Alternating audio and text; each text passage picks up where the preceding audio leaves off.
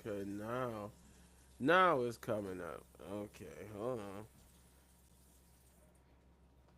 This thing is so weird. This thing is so weird. You know, you live and you learn. You live and you learn. You try something. You try something new. Sometimes the newer product doesn't always mean it's better. Sometimes it do. Sometimes it don't. It all it is a learning process when you're in this YouTube business, guys, and yeah, it's a learning process.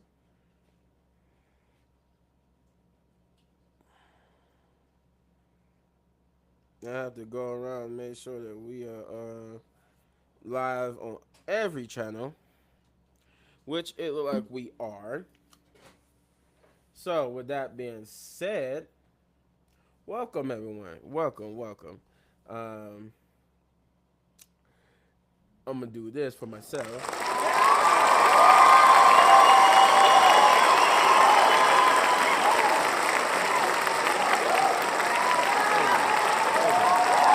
Thank you.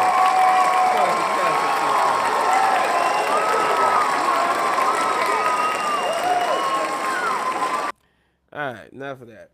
But no, I these this new program we're using sometimes aggravates me. But that's not what you're here for. You're not here to hear about that, about me being aggravated about that. You're here for the live stream. You're here for the SmackDown review, and we kick it off really fancy too. They, you know how sometimes they when either Raw or SmackDown come on, they show the people arriving in the arena. Kind of get started from there, with Drew McIntyre taking out uh, Damian Priest. Well, I I guess you can say yeah, he took him out somewhat. I think if you will, he basically beat him up a little bit.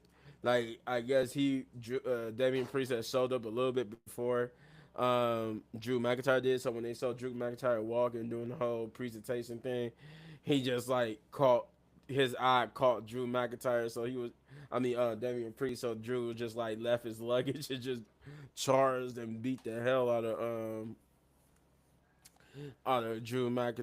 Damian Priest. Or I'll tell you that back. He didn't really beat the hell out of him. He just like hit him up. He hit him in the back, hit him a couple of times, and then just left him on the ground. It could have been more. I mean, they could have done more. It was Drew McIntyre. They probably wanted to, but and it's setting up a feud between him and Damian Priest. I don't know how I feel about them two having a WrestleMania match. I feel like them having a WrestleMania match is like I don't know. I don't think they are feud. I don't think them two going up against each other is worthy of a WrestleMania match. It's like now Drew McIntyre and CM Punk, yeah, that was WrestleMania worthy, but Damian Priest and Drew, that's up in the air for me. But um, let's see, we did kick it off officially with Mister Randall or Randy Orton. Randy Orton basically comes out and he addresses what happened, or in a sense, in a broader sense, he addressed what happened in WWE since he's been gone, namely how crazy things have gotten. He mentioned how John Cena basically, in more words than not, sold his soul to The Rock and became The Rock's bottom. He said, which brings a whole new term to The Rock bottom.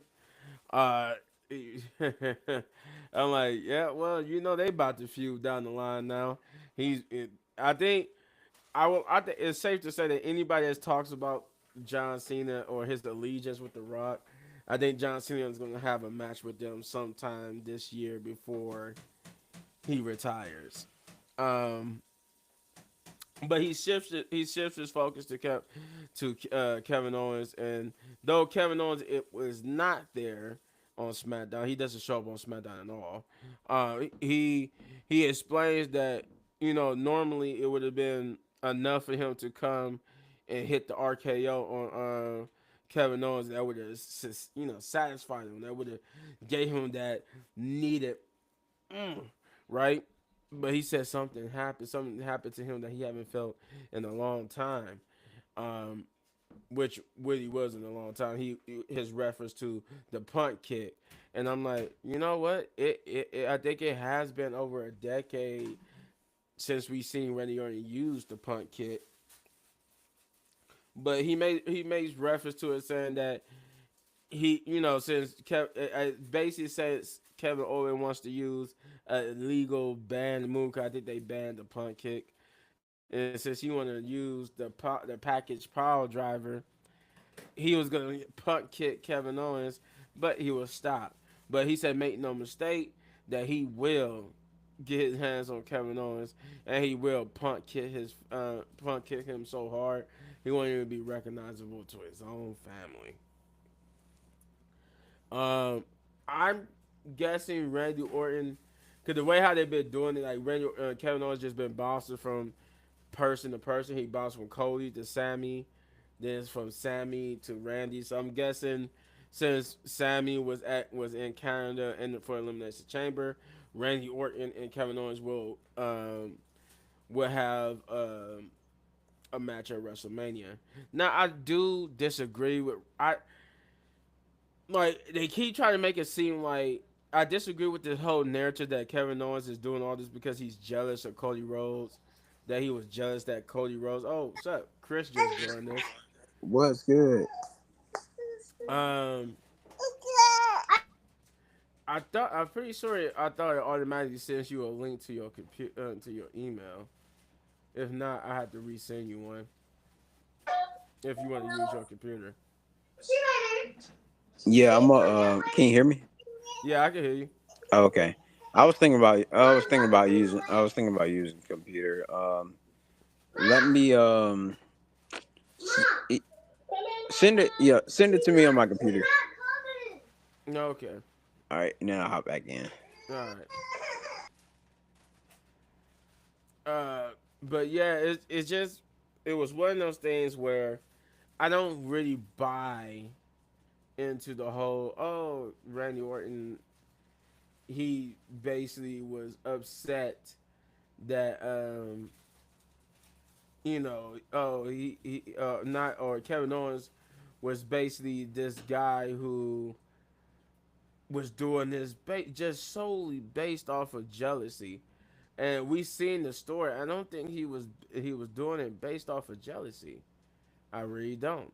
I think he was doing this based off of the fact that for real, that he felt betrayed. But they keep trying to spin this whole narrative, and it's like I don't think that's what it was. I mean, then again, Kevin Owens haven't mentioned it either. He hasn't mentioned um, the whole he was just jealous or not. He doubles down on the fact that oh I basically feel betrayed. Everybody he's attacked, he felt betrayed. He felt betrayed. That's like that's basically what he's saying. He's feeling betrayed because Sammy didn't help him in the elimination chamber. Cody um, chose to tag team with Roman. Randy Orton chose to defend Cody. Like he feels betrayed, but he says it's jealousy. He did mention that in his promo, um, but that that he's gonna get his hands on him regard. That's how the promo ended. But I take anytime that Cody Rhodes or even now Randy Orton, they try to make it seem like he was jealous of the success and not having the title.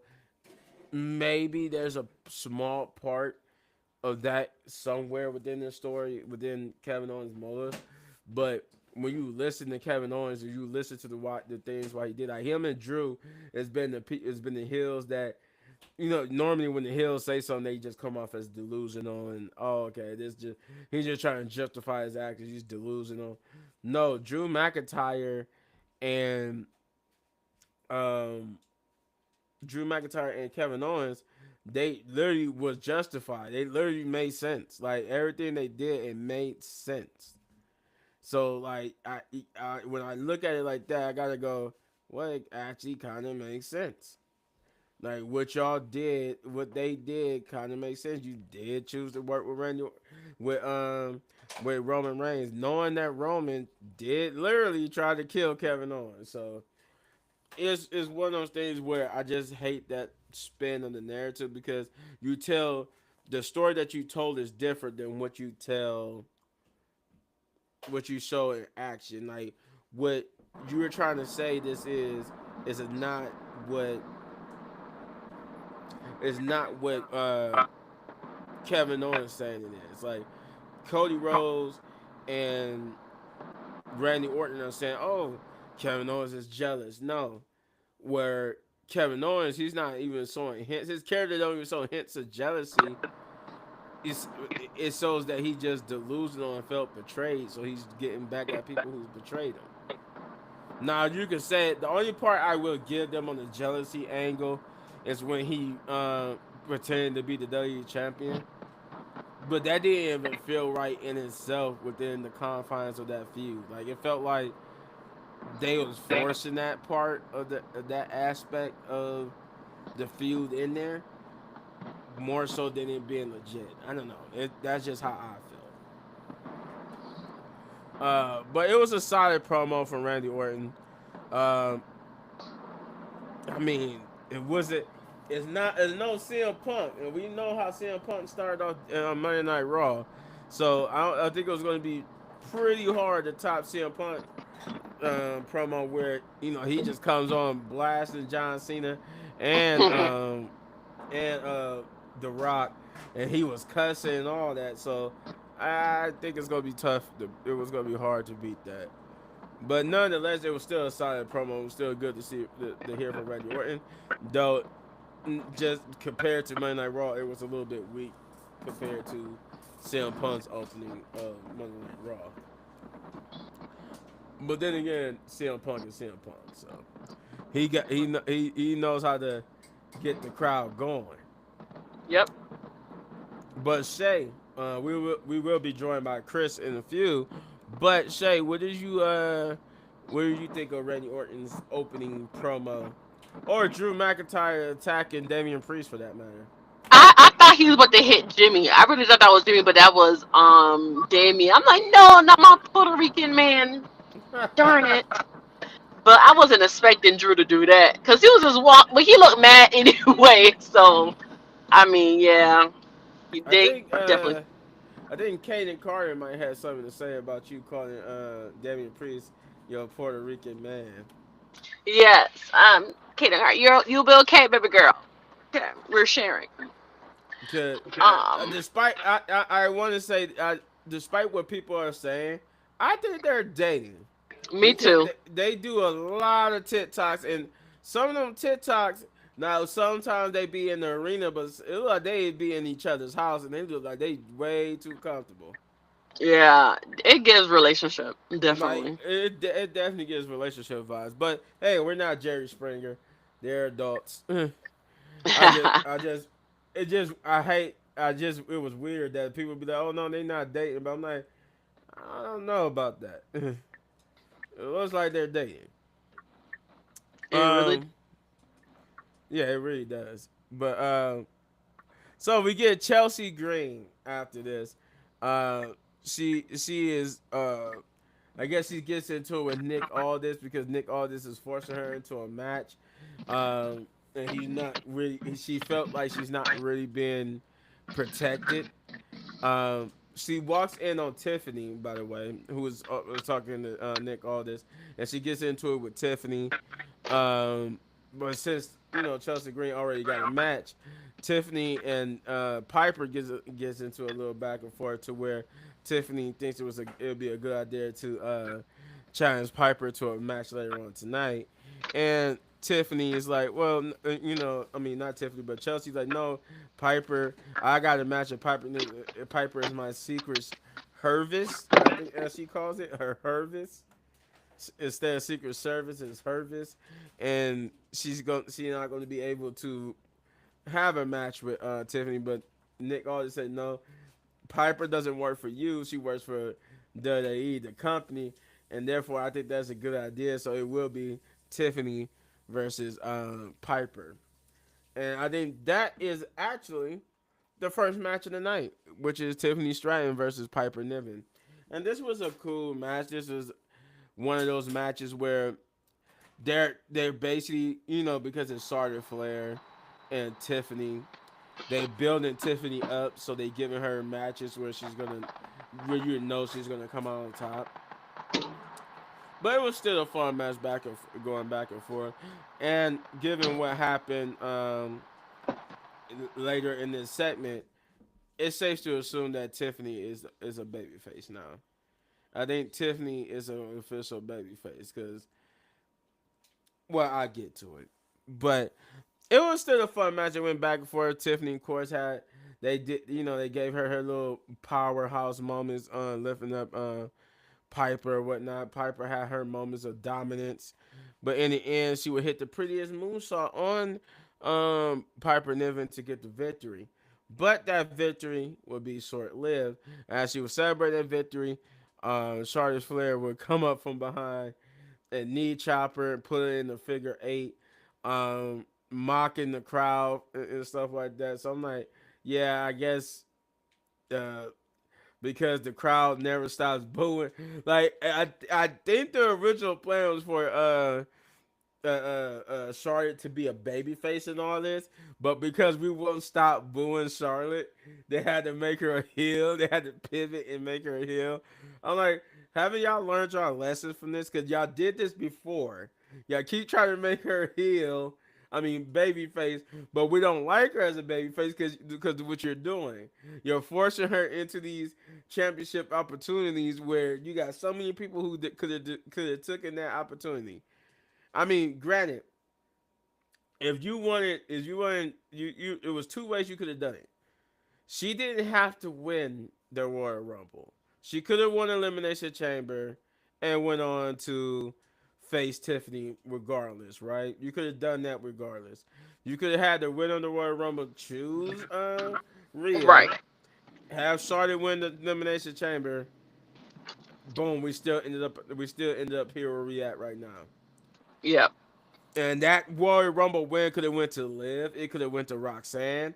It could have went to somebody who actually needed a win that haven't won it before. That's why I mentioned Liv. Liv is more of a seasoned veteran now, an accomplished champion than Roxanne. Both Roxanne and Liv haven't won the Royal Rumble. And then it would have been extra if Roxanne would have won it because Roxanne is an NXT slash main roster star. She's basically tweening. She's competing on the main roster and she's competing in NXT. So I'm guessing they trying to smooth her transition over to the main roster. But yeah, I think they giving her the Carmelo treatment where Carmelo was wrestling on SmackDown and he was wrestling on and still doing his thing in NXT until he officially got traded. And Leo did say in our last video, he did say that we supposedly are getting a official WWE draft after WrestleMania. So, Hallelujah. but yeah, Charlotte basically stood tall, mocking Tiffany and stuff. But this not gonna be the last time we hear from Miss Flair. We will hear from Woo! her. We'll hear from her later on. But overall, it was a nice match between Tiffany and Piper. Can't really complain about it.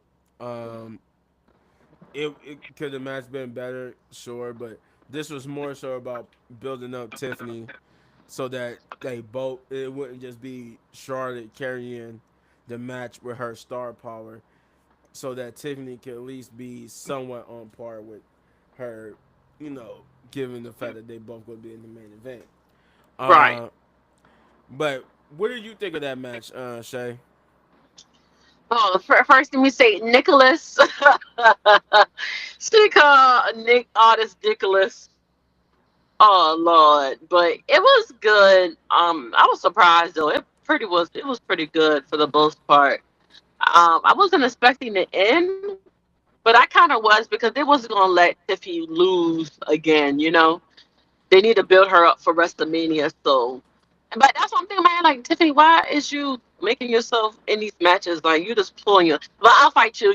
Like it's just like okay, you need to win, but you don't need to just be fighting random people just because you need to win before WrestleMania come. Okay, girl. Mm-hmm. But Mm-hmm.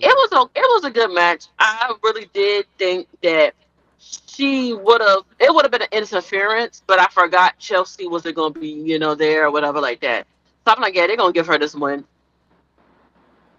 And mind you, when it comes to Chelsea, when we get to that later on, they in Philadelphia, home of the current Super Bowl champions, the Philadelphia Eagles. Let's Um, go. uh, that, I mentioned that because both is both of the home of the Philadelphia Eagles and also the home of Extreme, and both of those will make a presence, and later on with Chelsea Green.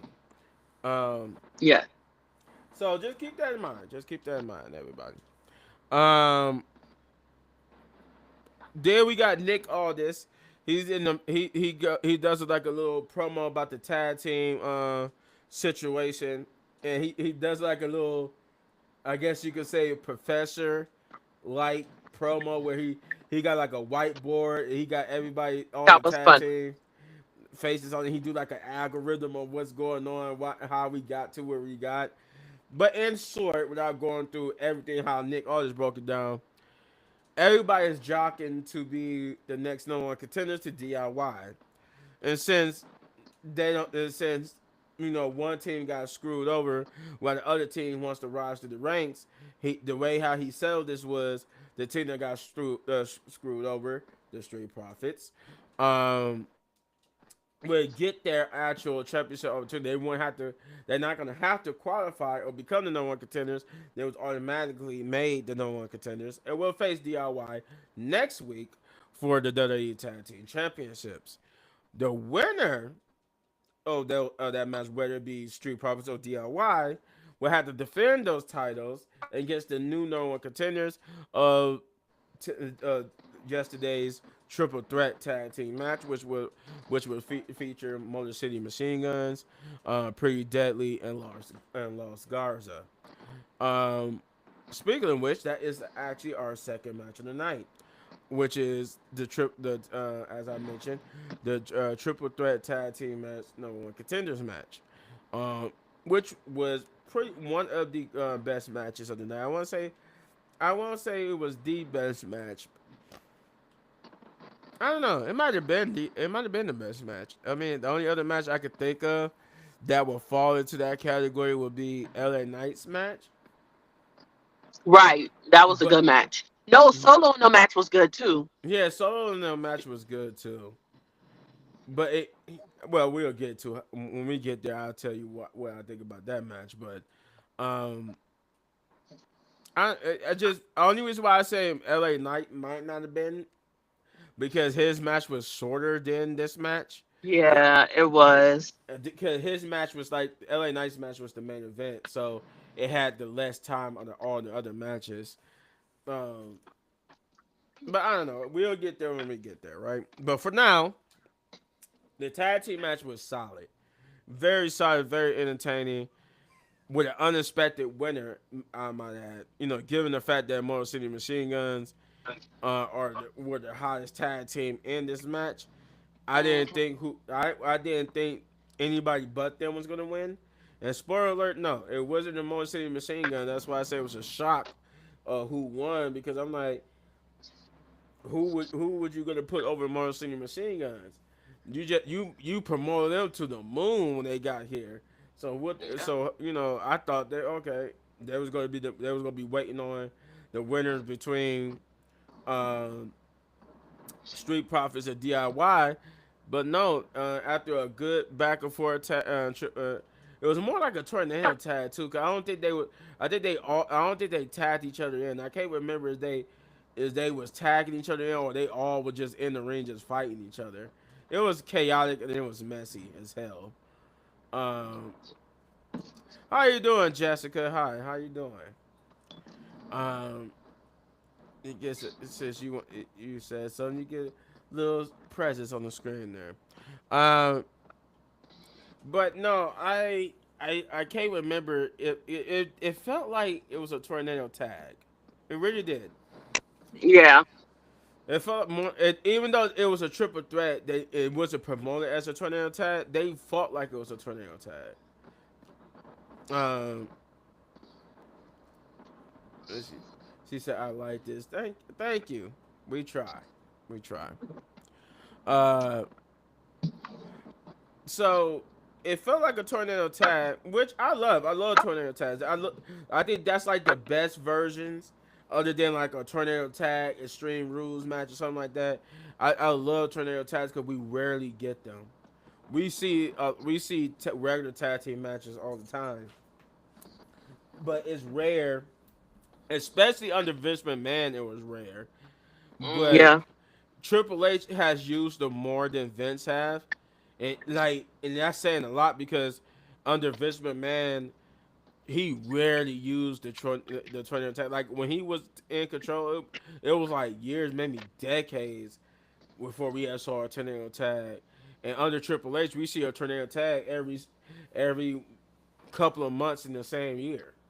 Like Yeah. so, there you see the two different booking styles between the two. But the match was cool. The match was fine. With Pretty Deadly of all teams going over the Motor City Machine Guns. That's the reason I held on that for dramatic effect because I couldn't believe in myself that Pretty Deadly got the victory. And not only did they get the victory, they pinned Motor City Machine Gun. Yep. So I'm like, well, I did say that I knew that Pretty Deadly was gonna get a push here. So I guess this is their push. And it's about time. I wish it would have happened while they were still healed because they kind of presenting Pretty Deadly because of DIY as baby faces. So I wish it would have been in heels because we did get to see them as heel tag teams in NXT, but not on the main roster.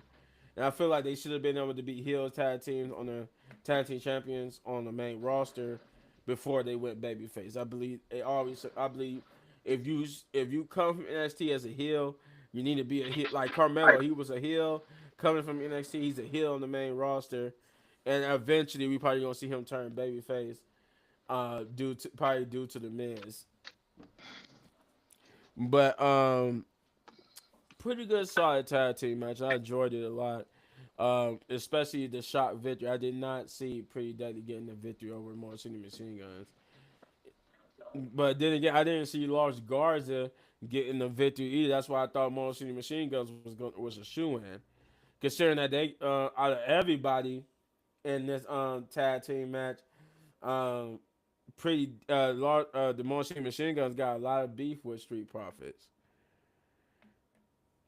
I would say Lost Garza and don't really have beef with Street Profits or DIY that much, more so than Pretty Deadly and them do, but it was what it was. Still a solid match, which was a kind of a weirdly like a tornado tag, but solid tag team match. I thoroughly enjoyed it. But my co-host Shay, what did you think about this this tag team match?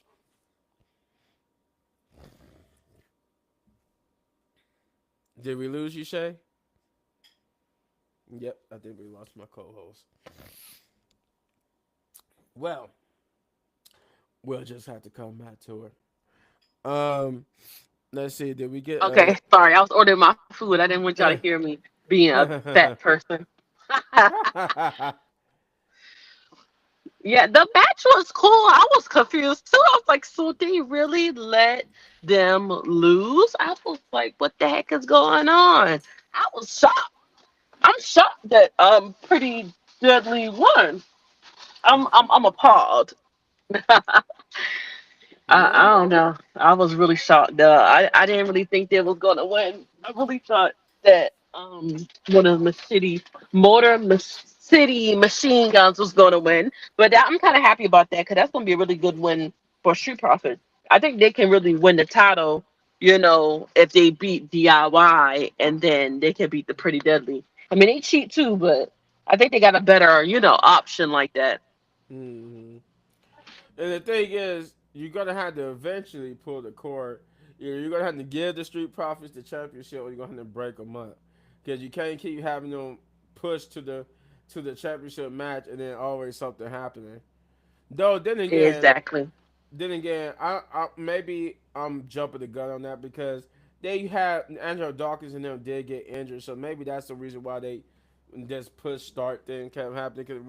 Because Angelo Dawkins' injury did come out of nowhere. Because I think they said he was injured during a live show. So Yeah, that was weird because at first I thought they would say that he was injured, and then they said that he wasn't injured, and I'm like, hold on, so where are they? And then they showed up when he had one crutch or something like that. I'm like, what? I'm like, okay, whatever. apparently he was injured, but it wasn't Yeah, nothing too serious because he was it was just reported like maybe a month and a half, 2 months ago, something like that, that he yeah. was injured. So he hit him like Jay.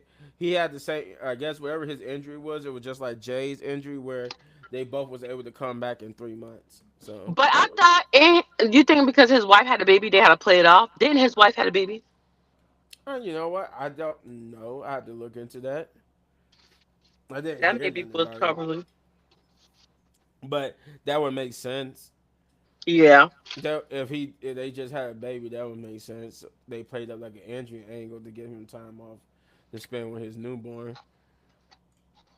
Either way, next week should be pretty good when it comes to the Street Yep. Profits and the DIY. Can't wait to see that, and we will hear from DIY later on tonight. Now, what I consider, to me, most people, it's been controversial. It's been kind of a split down the middle on what people think about this, but to me, this was the best promo of the night. Finally, we get some answers about Miss Jade Cargill.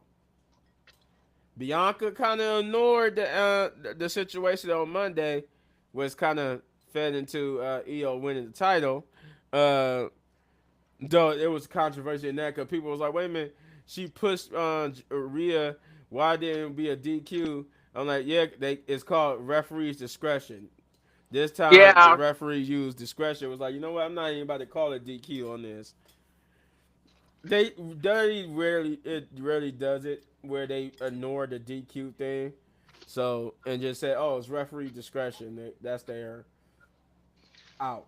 And that when the referee doesn't call the disqualification.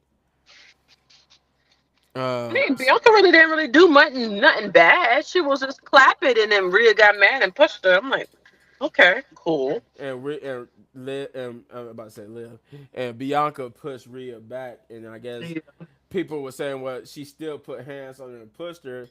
I'm like, yeah, technically that would cause a DQ, but referee's discretion. And plus, they had an agenda. I think they're basically trying to set up a triple threat between all three women.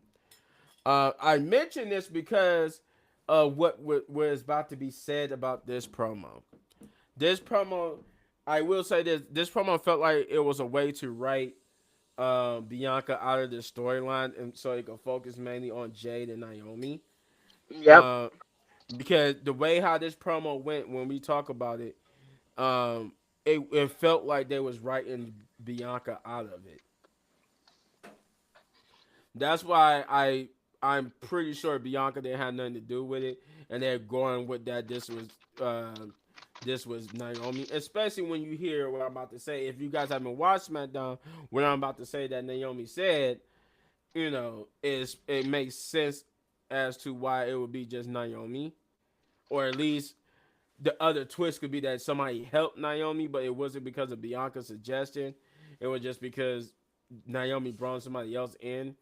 But I digress. So the promo starts off with Bianca. She comes out. She's wearing black, and I know a lot of people was like, "Oh, they both was wearing black." This was symbolizes they was on the same side. I said you also realize this was black as in mourning and depression too. Bianca is Right. in, like it could be that could be a hint to that it was on the same side, but also you could also say that Bianca wore black because she was in mourning and depressed. She even said that she was depressed because she couldn't even enjoy her victory at the Elimination Chamber, or kind of she couldn't really focus on Rhea and Io Monday because her mind ever since the Elimination Chamber has been wrapped around why Jade and Naomi are fighting, because they showed it even in the replay, and Bianca talked about it, that she was basically saying she was for sure thought it was Liv.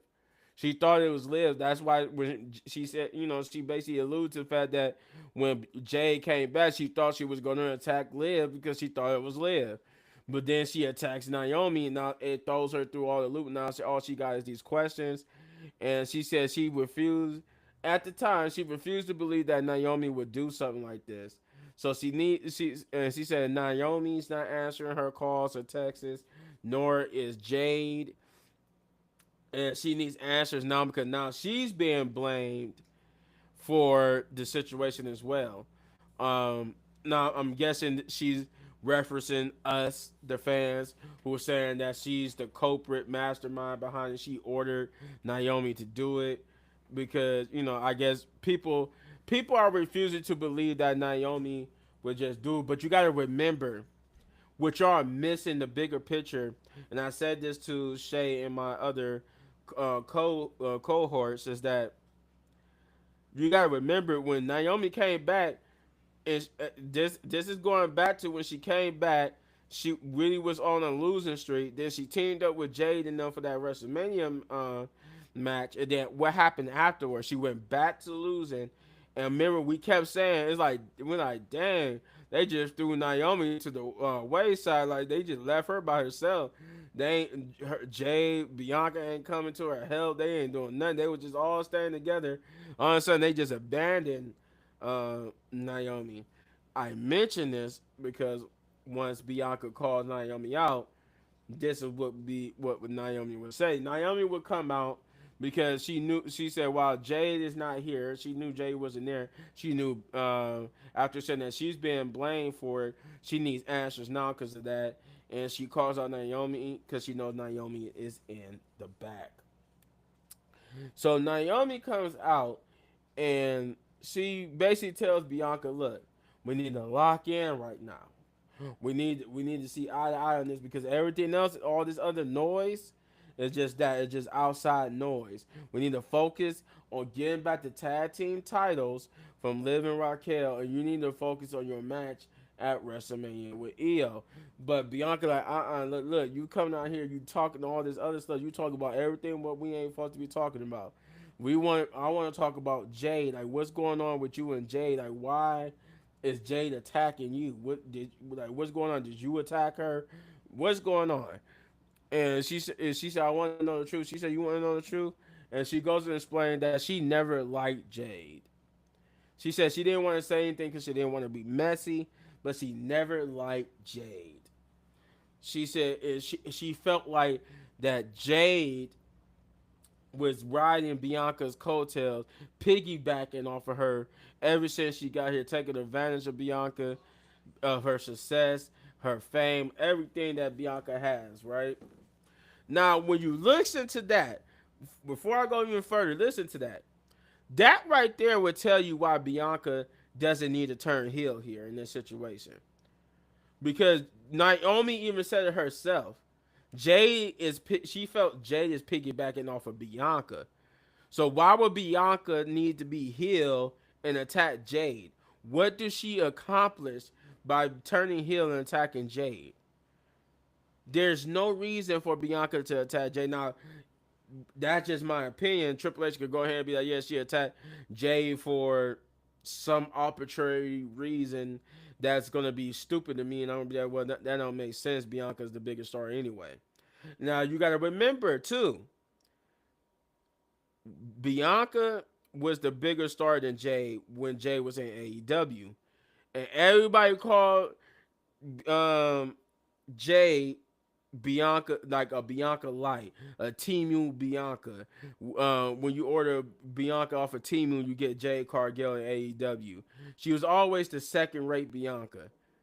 So it makes sense that somewhere down the line Bianca would get turned, that Jay would turn heel on Bianca because Jay will be the one that needs to be jealous. And Naomi kind of confirms it here that she feels like Bianca is piggybacking off of Jay, Jay is piggybacking off of Bianca, and I'm like, yes, because that makes sense. Jade is the one that's coming in that's got something to prove. Everybody's been comparing them to since Jade busted on the scene in AEW. Everybody compared her to Bianca, but Bianca was always the better. So why would Bianca be healed? Now you could go and say, "Oh, Bianca felt threatened when Jay came in." Triple H could say she would felt threatened, so she had Naomi do this and do that. That'll still be stupid to me because like, why would she feel threatened of Jade? If everybody felt that Jade was the weaker version of Bianca, everybody felt that Bianca was Bianca, and that Jade was not the good. Where Jade was like the lesser. So why would I buy any excuse that you could say that Bianca felt threatened or she felt like her position was being threatened by Jay? Like that, none of that would make sense. Plus, when you look at Jay, like look at how Jay presented herself today. Don't she look like a straight heel? Like she don't look like. Can you see Jay coming out being a babyface? She doesn't even look like. Even for WWE, Right. WWE would be stupid to try to make her a babyface when she got that natural heel presence. Plus, it is like okay, I would say this: if it would just it would just her and Naomi, and this if they never planned on doing Bianca versus Jade, then yeah, Bianca could stay. I mean, Jade could stay babyface, and while Naomi goes heel. But because we know this is going to lead to eventually Bianca versus Jade, Jade needs to be the one that turns heel here because it makes more sense. She looks like a heel. She presents everything about her screams heel. She almost like Charlotte Flair. The one thing I will give Jade, she got the aura of Charlotte Flair where she comes off as a natural heel more so than a babyface. And I feel that, and I say that about Jay because I feel that way about Charlotte Flair too. Like, even without us just booing her because of the opportunity they just be giving her, Charlotte comes off as a heel herself. She comes off as that natural heel, and she get that from her father. Because her father also comes on like that. Now, her father, Ric Flair is kind of, he could do both. He could give you both that aura of a babyface and a heel. But he got that natural jackass heel vibe to him. And so does Charlotte Flair. But I digress. Point I'm trying to make is that statement from Naomi confirms why it'll make more sense for Bianca to stay the babyface and Jay be the heel eventually when we do have this face off because Jay does have the more to prove. But continuing on with Naomi said that she said, again, she said Jay's been I feel like she's been piggybacking off of your success and this and that she never really liked her. She said and she tells the crowd, yes, I she said yes, and I don't give a damn about Jade. Uh oh here you go, Punch. Man, B and Naomi did their thing last night. Damn, that was good. Yeah, Punch. You out? Where you at, buddy?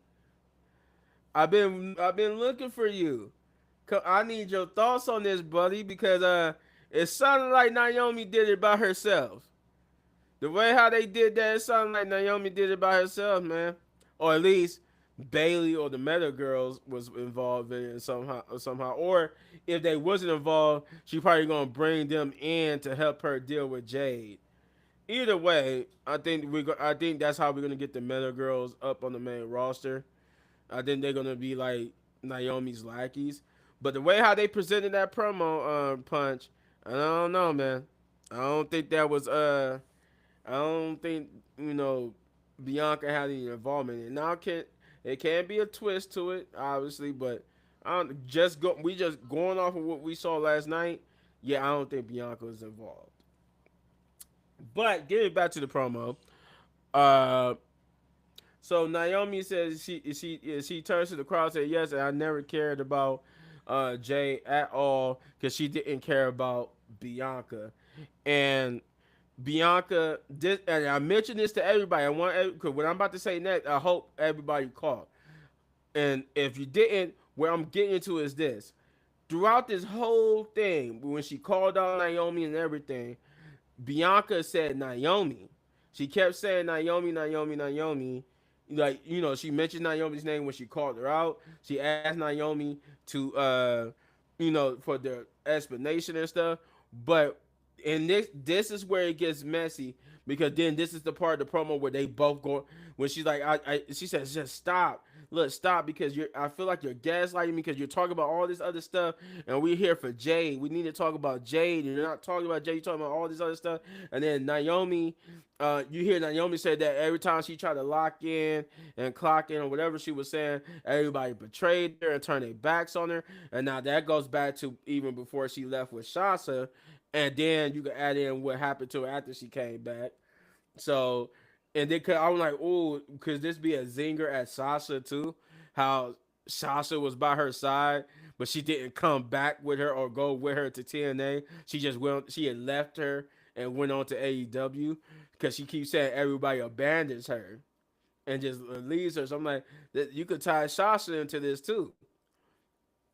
But my point is, do all that back and forth, where you can hear Bianca and them talking, you can hear Naomi saying, every time she tries to lock in and everybody's abandoning her and stuff, you hear Bianca talking to, they basically talking over each other, and you hear Bianca do this for the one and only time in this promo. She doesn't call Naomi Naomi, she called her by her real name. Now, the last time you seen that, I think it was Naya who called Bailey by her real name, and that was by accident. But I think this one was by design. I don't think this one's by accident. I think this was by design. But yeah, so Bianca, she's cut through all that. She cuts through all of it because she realized they both talking over each other. She goes, instead of saying Naomi, she says Tran. She stops, and that was the only time that's the first time in this whole thing that Naomi stops talking, when she hears Bianca call her by her real name instead of her stage name. With Naomi, she called her Tran, which is short for Trinity. We all know that her real name is Trinity. And Naomi stops, and she finally asks her. It's a simple question. It's a yes or no. Did you or did you not? Because I swear to God, you don't tell me the truth. She said, I'm going to walk out this ring and you'll never see me again. Dramatic pause. Not for me, but it was a dramatic pause. It just got quiet for a minute. And then Naomi was like, yeah, I did it. Of course I did it. She said, I did it for The Rock. that's why if you look online and they talk about it, you keep hearing people say, I did it for the, Naomi says she did it for The Rock, because she, at this point when she admitted that she did it, she sounded just like her father-in-law Rikishi. Because she basically said the same exact thing. Said she said Bianca. She said, I did it for you. Instead, like how Rikishi said, I did it for The Rock. She said, I did it for you. I did it for us. Now, Punch, this is where it comes back to what we originally said this was all about. Because she said it always should have been me and you.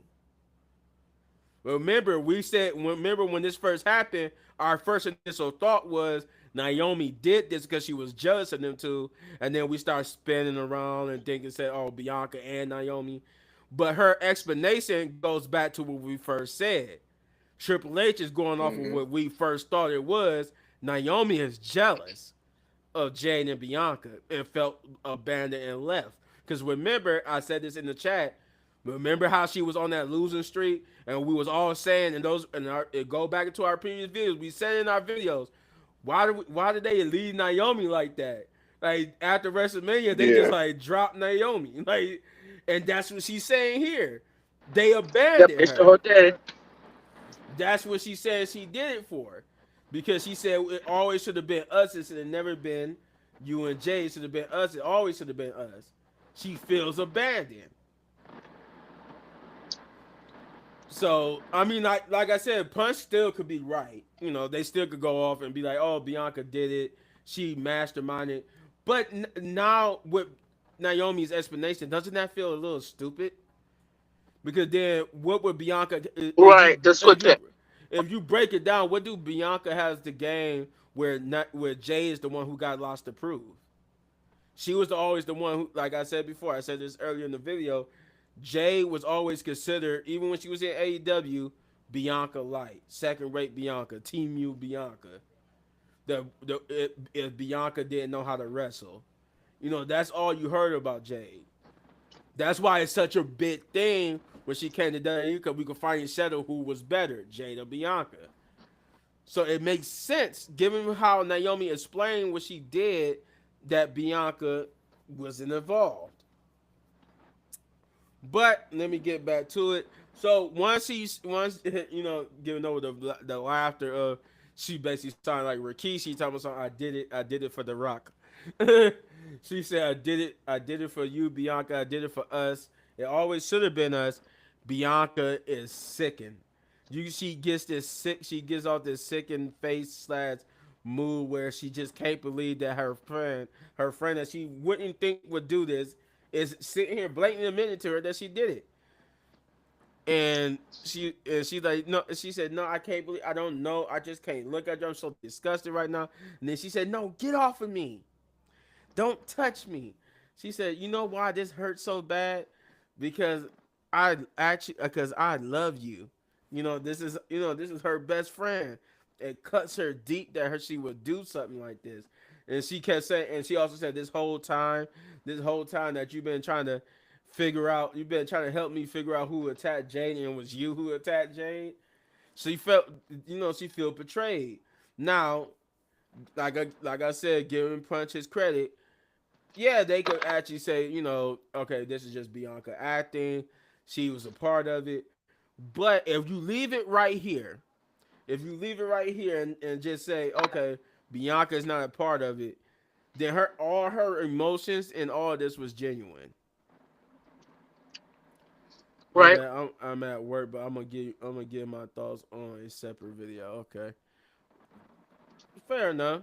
But so she get ready to leave the ring, and she said, she tells Bianca. I mean, Bianca tells Naomi. So this thing between this thing, me and you, we're done.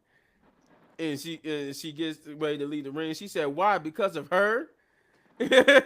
I'm like, Naomi sounds so much like if you ever watch a movie where it's like you got a girl who got two different friends, and something happened to the one friend, and the other friend is the one that's trying to help her figure it out. Then it comes out later that it was her the whole time, and now she caught in the middle between two friends, and now it's like Naomi sounds like that one friend who did it in those movies and TV shows where she mad that Bianca is choosing basically Jade over her and not taking her side, and she's like, like, why? Because of her? She said, "B, talk to me." And I forgot to mention too, they're crying, like they got the tears going at this point. And I'm like, oh man, the tears are going, the waterworks is going. They are crying, and I'm not mean like just making a voice sound like they cry. You can Bianca and Jay literally got tears coming down their eyes, like they're crying. So they are giving like the performance of their life right now in this. And she said she's like, no, B, talk to me, B, talk to me. And she's crying, but Naomi turns aggressive. And I'm like, that was quick. Naomi was just crying, right? Begging for B to come back in the ring and talk to her. And then all of a sudden she said, I did this for you. You just don't understand that right now. I'm like, uh-oh. She's getting aggressive. Here we go. And she said, you know why you wanted the truth?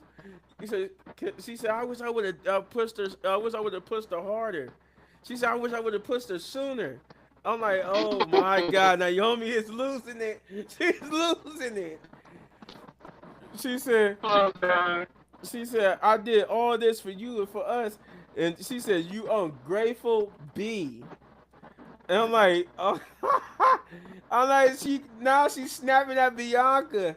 And all that time, Bianca, while she's doing on this tirade, Bianca was just going up the ramp. She's leaving until Naomi called her an ungrateful B, and that stops Bianca in her tracks, and she turns back and look at Naomi, but before she could even retaliate or do anything, because she's like, wow, this is really the same person. This is really you. She's giving Naomi that look like she can't believe what she's hearing, what she's seeing.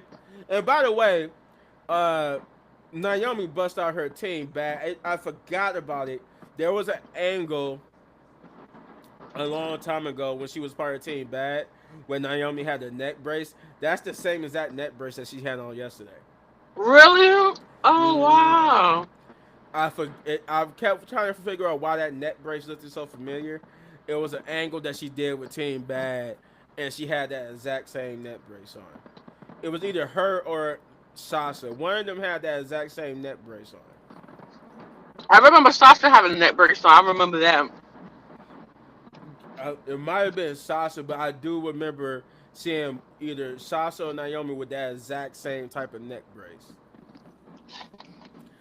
So I'm like, so that was a callback. Either way, it's a callback to Team Bad.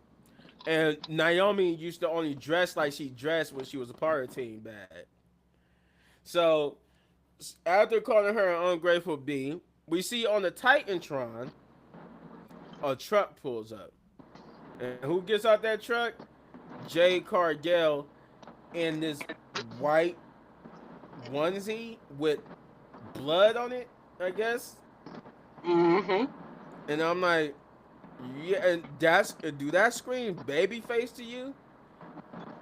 Like even when she was beating on Naomi at Elimination Chamber, and in a few minutes, all that screamed like a baby face. Like her presence just screams heel. They don't scream like a baby face. They scream like a heel. Yep. I'm just sorry. She got that natural heel element to her.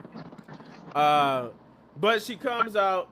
The camera follows her from her truck all the way through gorilla position and out to the stage. They play her music. She comes out, standing next to Bianca, and gives Bianca. She looks at Bianca and goes, and Bianca just like, hey, she all yours. I can't do nothing about it. She attacked you, I guess. I don't know. Bianca is just distraught. She don't know what to think or say about it. Yeah. She just tell Jay, do what you gotta do, because she can't. She's in disbelief. She can't believe that Naomi would attack Jade. Because she doesn't think Jade would, Naomi would do something like that. And that's the rest of the promo is just Jade beating the hell out of Naomi. I like it, it's so funny because Jade is taller than even without like her little platform that she had on. She's taller than Right. Naomi. And you saw Naomi looking like the little girl. So yeah, she jumping. So yeah, what you gonna do? I'm like, Naomi, get your little butt out the ring and run. I thought she was gonna run away, but it's like, what? But she did. She did try to run away, but she just did it too late. Like she was egging Jade on, and then she tried to run away, but then Jade caught her and just started beating her up. She threw her on the table, threw her on the ground, and you could hear Naomi say, "Get away from me! Get away from me!" And she beating her up some more. And then she gets her in the ring, get ready, and she picks her up to hit Jaded on her. And before she hits the move, you hear Naomi scream for Bianca. She's like, Bianca! Yeah, I heard that. And I'm like, I don't think she's coming. After what you She's just gone. did. She gone. You destroyed that. And that's pretty much it. She just hit Jaded on Naomi. And then, taunts her. I'm pretty sure we're going to get a match at WrestleMania between the two. Now, the reason why I say they did this because they can't do Naomi. They can't do Jay versus Bianca at this year's WrestleMania because they already booked Bianca for a match at WrestleMania, which is for the World Heavyweight Championship. the female version of the World Heavyweight Championship, which is just the women's world title. They booked that already for Jade. I mean Bianca, which is potentially I still think is going to be her versus Io and Rhea in a triple threat match. But right now it's just a 1-on-1 against Io. So they can't do Bianca versus Jade. So so if they do want to do it this year, it'll probably be at SummerSlam, or they're going to save it for next year's WrestleMania. I think they should save it. That's what I think they're going to do. I think they should save it. I think they're going to save it, and I think they should save it for next year's WrestleMania, because given the fact that since Jade has arrived, we only see her in tag team matches, so we gotta see if she can hold her own in a 1-on-1, because that she needs to be able to justify her going up against Bianca, who can hold herself in a 1-on-1 match, wrestling wise and stuff. We need Jade to be able to do the same. And we only say this because we know Jade, coming from AEW, was not the best wrestler. She even admitted herself that she didn't even know how to wrestle. They just hired her and tried to teach her on the spot. Like they hired Daniel Bryan to be one of her wrestling teachers. She just had to learn on the spot how to wrestle. I think Jade at best was just a female bodybuilder. She didn't really know nothing about wrestling, but she wanted to get into the business. And Tony Khan just hired her straight up like that and just said, hey, we're going to train you on the spot.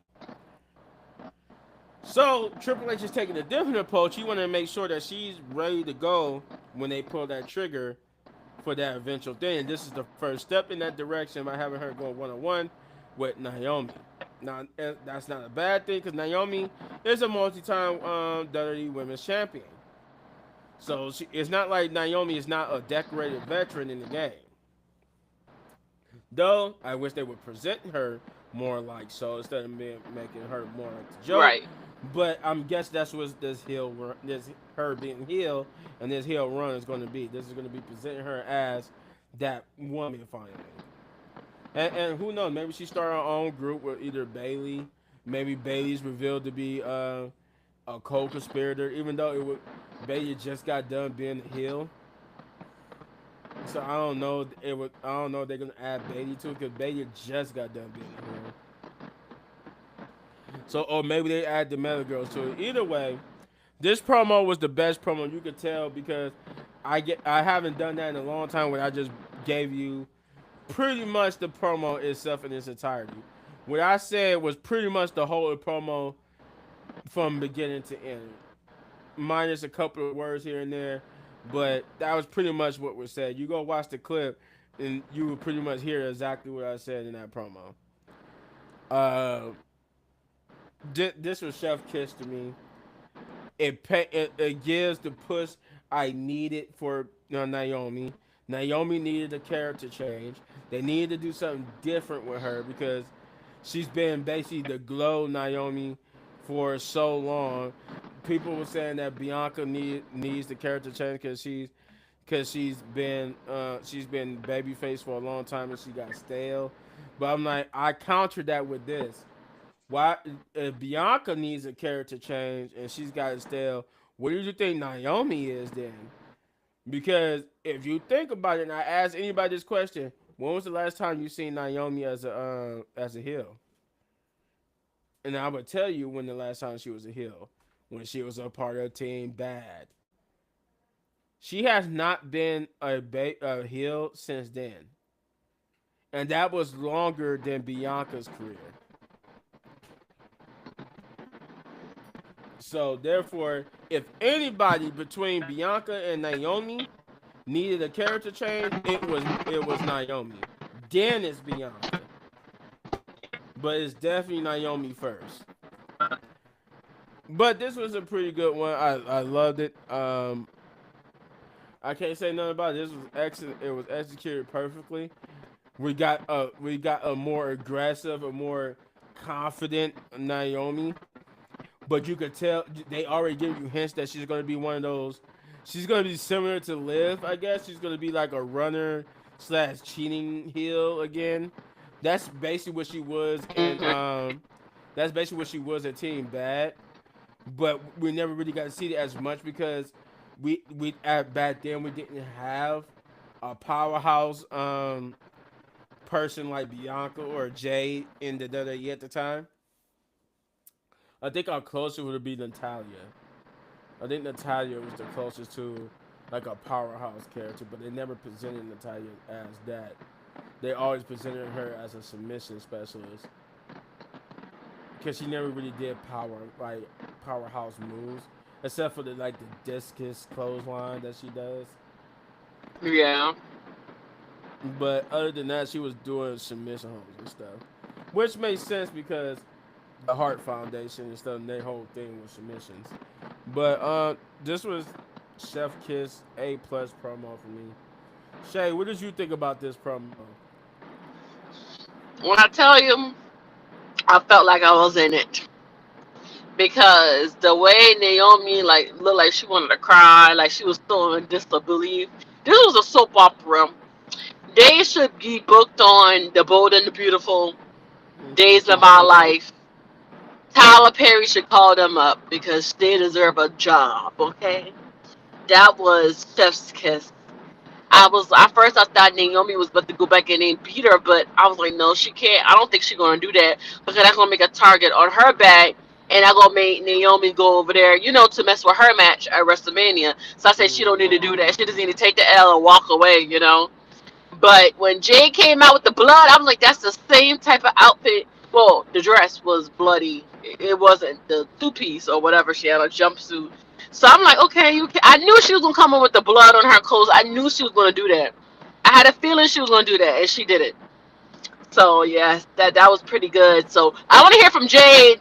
Jade, next week, baby girl, please be there because we want to hear what you gotta say. You need to tell us what happened. Cause I think Bailey helped Naomi, and she don't want to tell everybody that. Yeah, it's either Bailey or the Meta Girl. Somebody helped Naomi because I can't Naomi. Because then look what she said. She all she did was push Jade. Yeah, Jade looked like somebody beat the hell out of her. yeah. Somebody had to tag team her because y'all pushed her, beat her up, and she was on the top of the car. So I'm like, okay, somebody had to help you do that because Naomi couldn't do that by herself. No, Naomi couldn't do that by herself. Look how they presented her now. She can't even beat Jade now. You mean to tell me she snut Jade that bad Right. that she was able to push her or whatever power bomb or whatever she did on top of that car?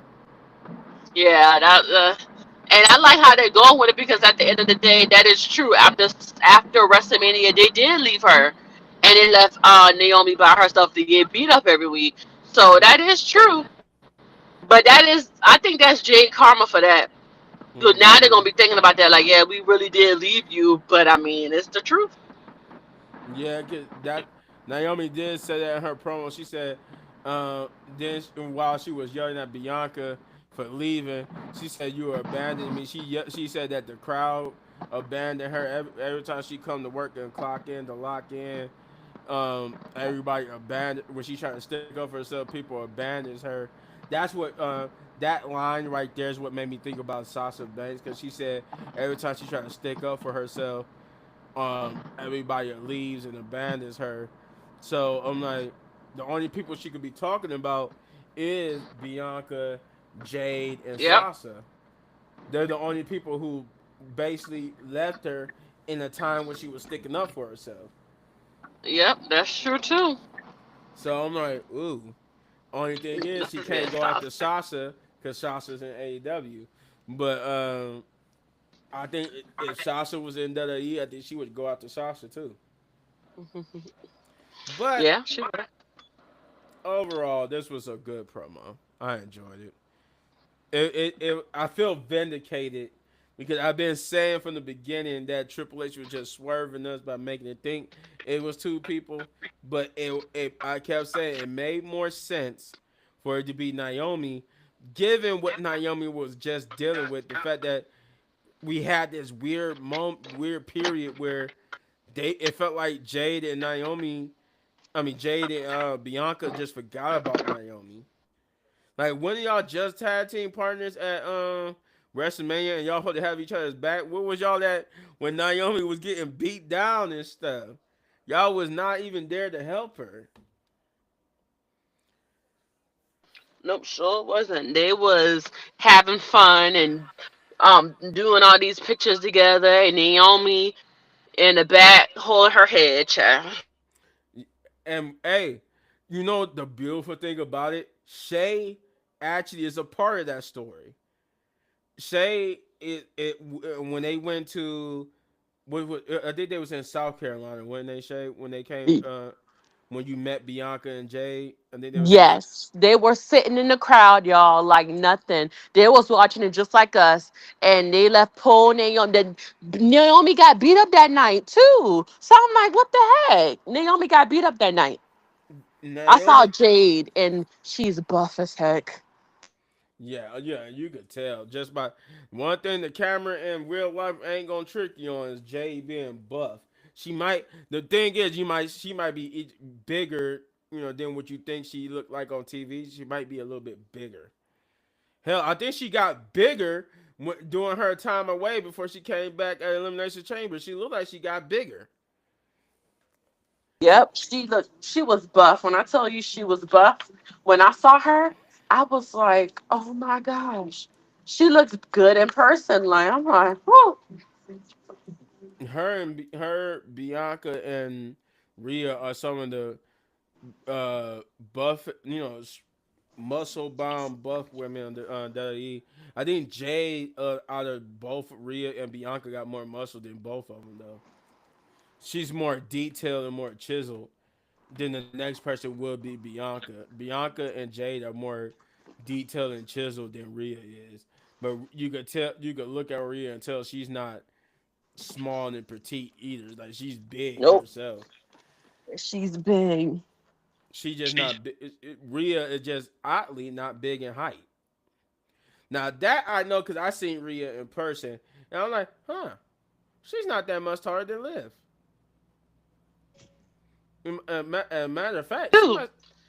I don't think Rhea is that. Rhea is not that much taller than me. I think Rhea is billed at 5'6", 5'7". dang, and she just looks. I guess the TV makes her look different. Like these people look bigger than what we expect them to look. Like obviously we know Jay, like she's buff, but for some reason Rhea look so taller, but she's not really that tall. Cause she was there too. I mean, not that one. She was at the dart match though. Hmm. She came out. I seen Rhea a bunch of the times like on dart matches, and I'm like, she's not as big as she look on TV. Now, when I seen Rhea in person, she was big when it comes to muscle. Like, her body mass is huge. Like, especially her upper body. Like, her upper body, she got a huge muscle body mass up there. But she's not that much tall. She's not really that tall. And that would Nope. get you when you watch it so much on TV and then you finally see it in person. Some of these people is not as tall or as big as you think. Like, um, I seen the Bella twins in person before, and they're not that tall. They're not that tall. No, I they think I'm look like actually they. I think I'm taller than the Bella twins. But yet but watching them on TV, you would think they was taller. You think they was tall just watching them on TV. Though Yeah, Rhea do be wearing platforms. I I think Kelly Rhea, look tall too. huh?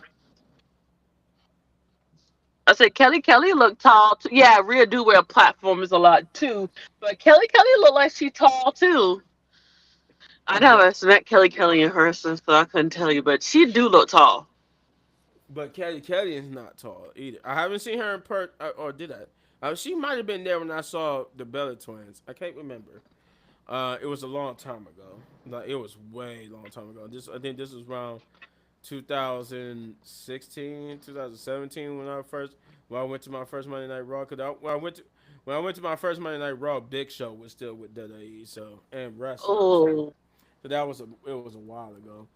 Um, but it gives a testament to how the TV could add stuff onto these people.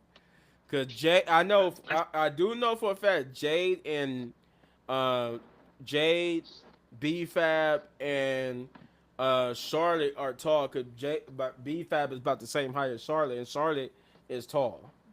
Yeah, I did see Charlotte at a dark match. She is tall. She is tall. Now, Charlotte, I'm not even afraid to admit, Charlotte is taller than me. Charlotte is like five. I want to say 5'10", five, something like Yeah. that. Like Charlotte So is tall. she is. But I digress from everything. It was a cool promo, and these women did that. Like Shay said, these women did their job. This was everybody said whether you hate it or not. Everybody had the same thing. This was very dramatic. This was very much like a drama soap opera. Best friend betraying the friend by attacking the other friend and saying that she did it for the friend. She did it for the Rock. Uh, Everybody was like, so this is anticlimactic. So basically, this whole thing just been a rehash of Rikishi and The Rock, where now Naomi saying she did it for Bianca. And then her slang, she got that from Jimmy too. Jimmy been helping her practice because that slang is giving Jimmy too. Like the way she was talking. Oh yeah, she's been basically taking cues from Jimmy because she was talking like a heel Jimmy, which makes sense. Which makes sense. Um, so getting back to the show here after spewing on about Jade and Bianca and all them. Drew McIntyre was next. He was being interviewed and said about why he attacked Damian Priest, and he said, "What did you expect was going to happen?" Damian Priest caused me at the Elimination Chamber. He caused me at the Royal Rumble.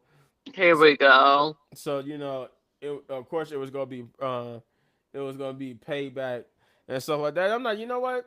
He's right. I ain't even gonna like sit here and say he's being petty. I mean, I pretty much figured the way he was talking, the tirades that he went on, and you gotta remember too, they added real life situation into the story because um, Drew really did have an issue in real life with his position of being facing Damian Priest at WrestleMania, considering he just came from having one of the greatest matches at WrestleMania and having the greatest feuds. He had a good year last year when it comes to feuds, whether you don't like it or not. He had a hell of a year last year. And he was complaining that he going from that to facing Damian Priest. And I said this at the beginning too. I don't think Damian Priest versus Drew is a WrestleMania match. If No. if like Joe, get me wrong, I love Drew. I love Drew. I love Damian Priest. But their feud is not good enough to be on the WrestleMania card. No. At least not the main show. Is you talking about pre-show? Yeah, but I think that hurts Damian Priest Probably like and SummerSlam. That's better for like or Money in the Bank or something like that.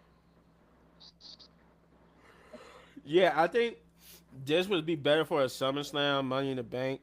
I just don't see. I just don't see it. I don't see this being a WrestleMania match. But it's been touted as one, so who knows, right? Uh, then we got Charlotte. Speaking of Charlotte and B-Fab, the next promo will be what I told you earlier that we will hear from Charlotte again. This time, just like with Drew McIntyre, Byron Saxton, my celebrity wrestler brother could be both got the same first name. Um, by the way, that man is not small either. I seen him at SummerSlam when they came. You could actually catch me on TV when they was doing like the pre-show and they showed Byron Saxton talking to people in the crowd that he was at. I'm like right. I'm like not too far from him. Like he was close enough. I was close enough to see the back of his head. Like that to just give you a retrospect. I was Wow. like I'm in the crowd facing his back. Like his back is facing me. So and he was talking to somebody who won.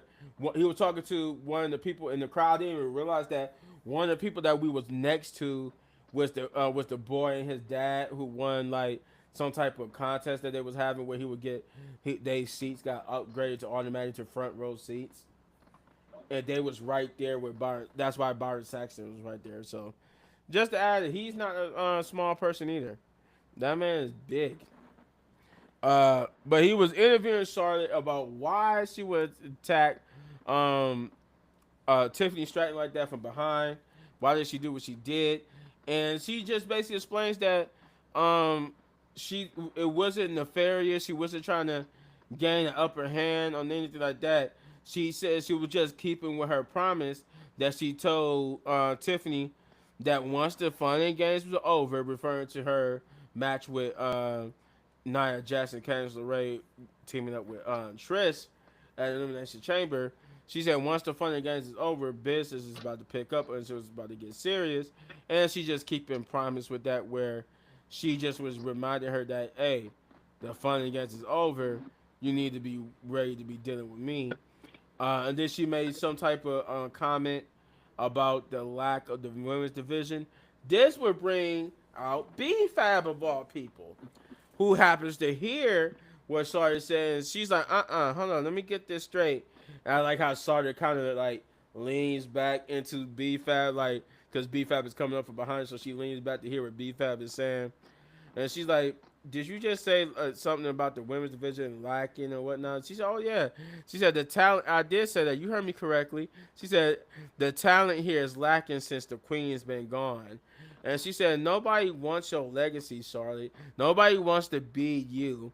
We want to make our own legacy and be us. Nobody wants to bow down to you anymore. And Oh, she said everyone is gonna bow down to the queen. She said, you know what? How about next week, me and you go 1-on-1, and I show you what it means to bow down to the queen. And B-Fab was like, you know what? I'm here for it. And I'm like, you know what? Good for B-Fab. That's good. She getting some screen time, especially with Charlotte. Hey, good for him. Good for him. I mean, for her. Sorry. Good for her. I was saying him because I saw Nico pop up. What's up, Nico? Uh, oh man. I hope your mom get better. She had the flu and stuff. It's not good. It's been going around. Hopefully she gets praying that she gets better real soon. Um, but no, yeah, that's kudos for her for getting that time because my girl beef. That's just what they need to do. That start building up the next Charlotte Flairs and Biancas and stuff. And you got one in B-Fab. B-Fab is definitely the way y'all present her. They present B-Fab like a powerhouse. So yeah. she could be the next, Bianca and or Jade, since they trying to put Jade and Bianca in the same class. Anyway, she could be the next them eventually. Then we get to the third match of the night, which is Braun Strowman versus Solo Sikoa. Now the thing with this is, this was a good match. Uh, I think this is the only this. I think this is like the second time we've seen Solo and Braun Strowman go against each other. Yeah, I think we've seen this is only the second time. Cause I think we seen Jacob and Braun a couple times. We seen even Braun and Tama Tonga, I think. But anywho, this was a good match regardless. Solo and Jacob worked well together. I like that they traumatizing my boy Braun Strowman with them hip attacks into the turnbuckle and stuff like that. I'm like, y'all gonna quit hitting my boy Braun with them hip attacks, man. Y'all had knocked my boy out for real with it, and then you woke him back up with it. So my man said, hold on, man. You had knocked me out for real. Y'all gonna leave my boy Braun alone, man. Y'all keep knocking my boy out. But the match was good. But it would end in a DQ when Tama Tonga would get involved and attack Braun Strowman. This would start a brawl between him and Solo and Tama Tonga, but he would dispatch them. The only to have Jacob Fatu come out and they would fight. and they fought all around the arena, uh, into the crowd, and into this. I wouldn't even say backstage area. It was like an area within the crowd where there's like it's a table with some stuff on it, maybe cook food and stuff on it. I don't know. It's like this weird place production table that's in the crowd for some reason. I never seen it before because usually when I go to Monday Night Raw stuff, I get a front row ticket, so it's behind me somewhere in the crowd. But there's a part of the crowd where this table and stuff is at, and they fall over there to it with with Jacob trying to, I guess, Samoan drop. They got it up on like these cases, and he was going to Samoan drop Braun off the case onto through these tables. But Braun would reverse it and chokeslam Jacob through the tables. But my man Jacob instantly almost no sells it because he only stayed down for like a couple of minutes. Then he jumps back up like he just didn't go through 2 tables. And I'm just like, and they put him over like, what the hell? What is this man made of? And all this type of stuff. I'm like, yeah, what is he made of? Good God. But yeah, that is the match in itself. It ends with a DQ, and then Braun and Jacob just basically, after Jacob getting put through the table, they basically start jaw jacking with each other. You can see Braun telling Jacob that he's ready to come on, taunting him to come back. But that was that.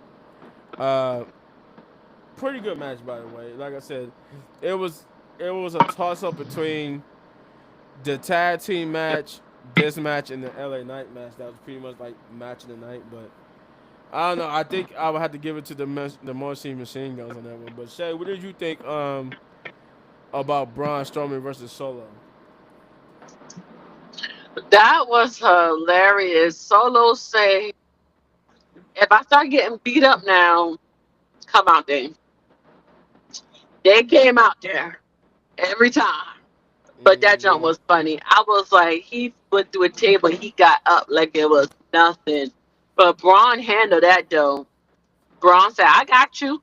That was so funny. You should see Solo. Solo looked down like I'm going through there. That was funny. I said, yeah. I mean, not Solo. Jacob. Jacob looked like I'm going through that tape. I'm going down there. Oh yeah. When they was getting ready to do the choke now, the camera caught Jacob like basically measuring. He was basically measuring so make sure he'll hit the table. So he'll make sure he was in the right position. So when he jumped off, he'll go straight through the table. But he did like, oh, you're like, oh my God, you about to put me through that? You about to do that to me? But then he shrugs it off like he's nothing. I'm like, you crazy werewolf. He's crazy, all right.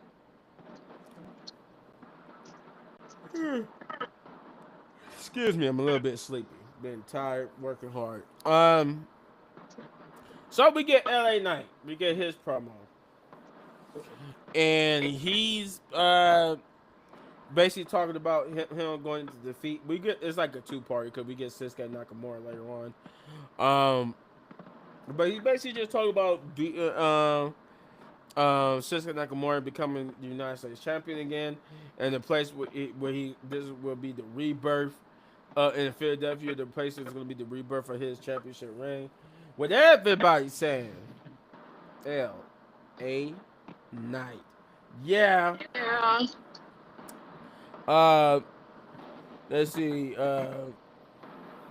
Then we get Chelsea Green backstage. Apparently, Piper Niven is just all beat the hell up, and she's trying to get Chelsea. Chelsea's trying to get Piper like suited and booted, ready to go because her match is on next, and she's trying to get her like up on her feet and up and down. But Zelina Vega would show up, and she basically says that whoever wins between her and Michin, she's going to be the one coming after them next. So we pretty much setting up Zelina now. Okay, that's cool. Now I was waiting for them to incorporate her on that. But then we get to the fourth match of the night, which is Chelsea Green versus Michin for the Women's United States Championship in a street fight. Now, this is where I said earlier the Philadelphia Eagles and the birthplace of hardcore comes into the play here. Because Chelsea Green got some new merchandise.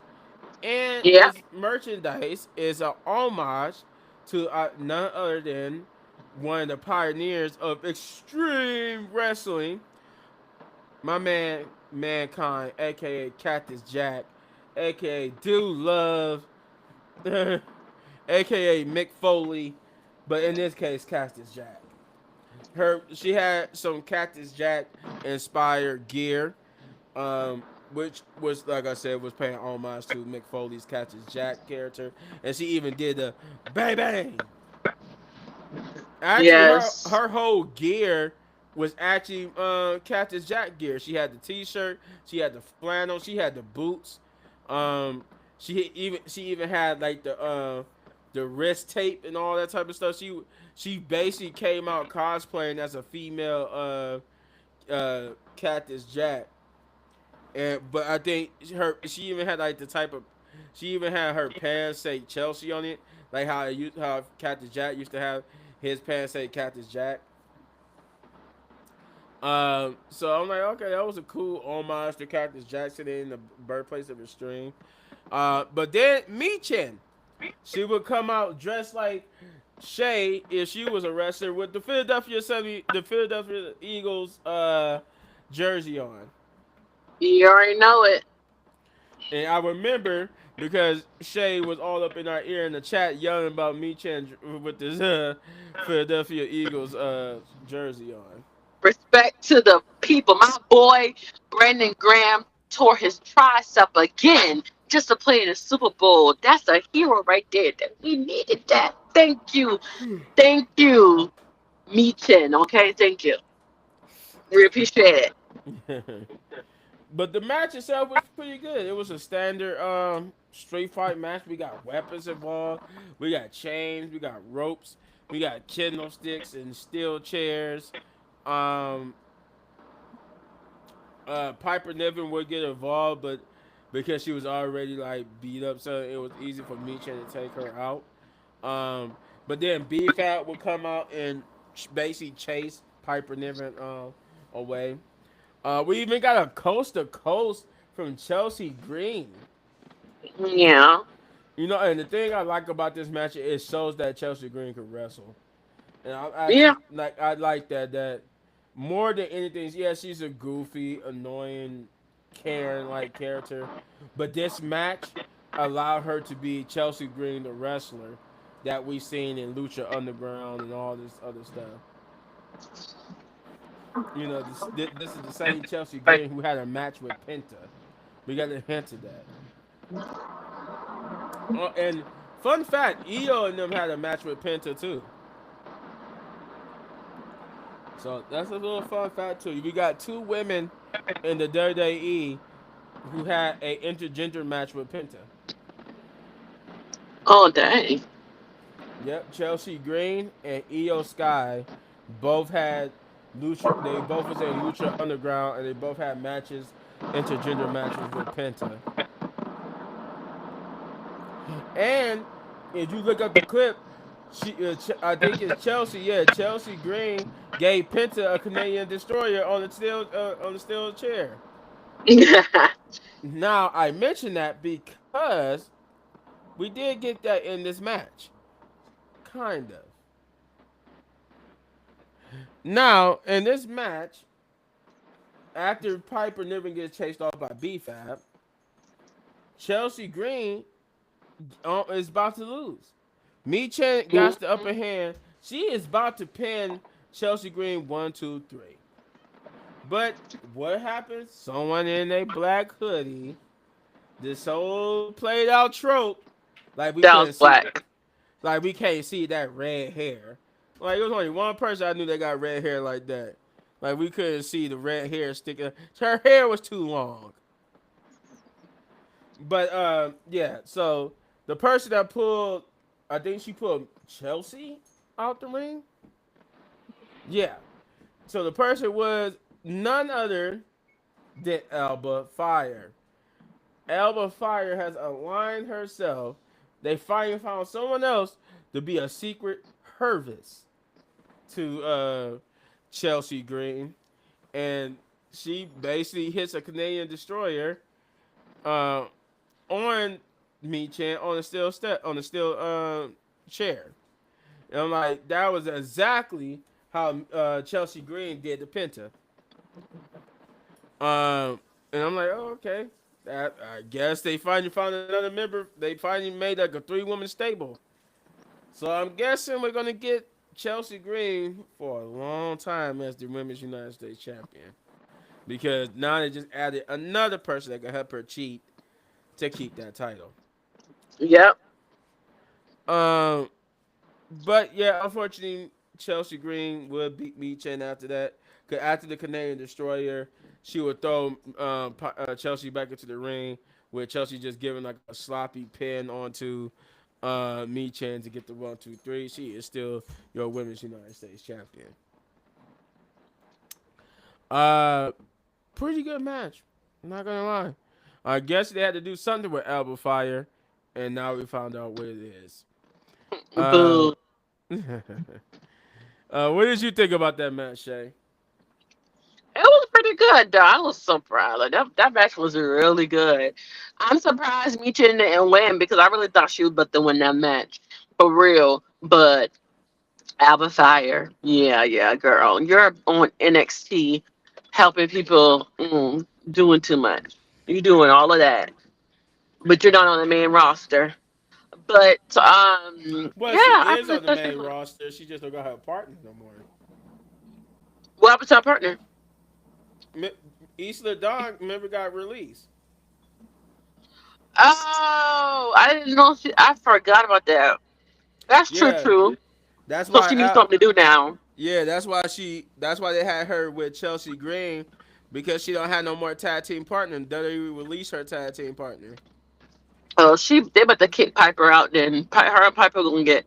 But that is true now. She can help her cheat now. But is nobody really else for Piper to fight? I guess now because she already fight everybody. Well, she didn't fight BFAT for the title yet. I could see that happening, but yeah, she gonna have it for a minute until they figure out what they want to do. But Yeah, because yeah. she haven't fought Piper or Zelina, and that's pretty much Oh, what I they're forgot setting about up. Zelina.